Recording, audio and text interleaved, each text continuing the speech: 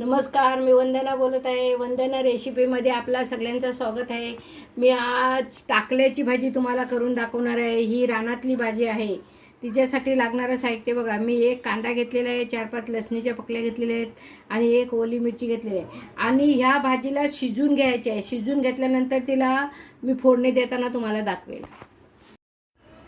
ही बघा, मी टाकल्याची भाजी स्वच्छ धुवून बारीक चिडून मी तिला आता शिजत घालत आहे गॅसवर. ह्या गलासाने मी 2 गलास पाणी घातलेलं आहे. मी आता तिला शिजत टाकत आहे. हे बघा, ही बघा आपली टाकल्याची भाजी 20 मिनटं शिजत घातली ही शिजून झालेली आहे. आता आपल्याला तिला फोडणीला घालायची आहे. तर हे बघा, मी आता पहिला ही लसूण टाकत आहे.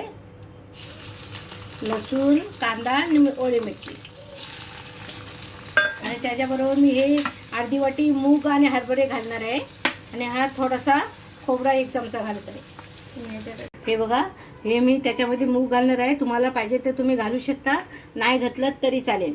आणि मी ह्याच्यामध्ये 1 चमचा ओला खोबरा घेतलेला आहे किसून आणि थोडीशी हळद घालत आहे आणि चवीपुरतं मीठ घालायचं आहे.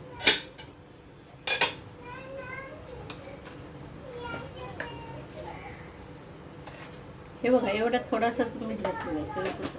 आपल्याला आता ही भाजी चांगली छानपैकी परत आपल्याला वाफेवर थोडा 5 मिनटं ठेवायची आहे. तिला शिजून घेतलेली आहे तरी सुद्धा तिला आपल्याला वाफेवर 5 मिनटासाठी ठेवायची आहे.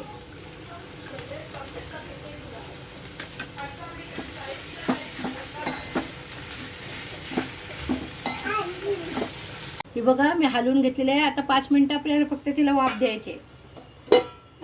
ही बघा, आपली टाकल्याची भाजी शिजून तयार झालेली आहे.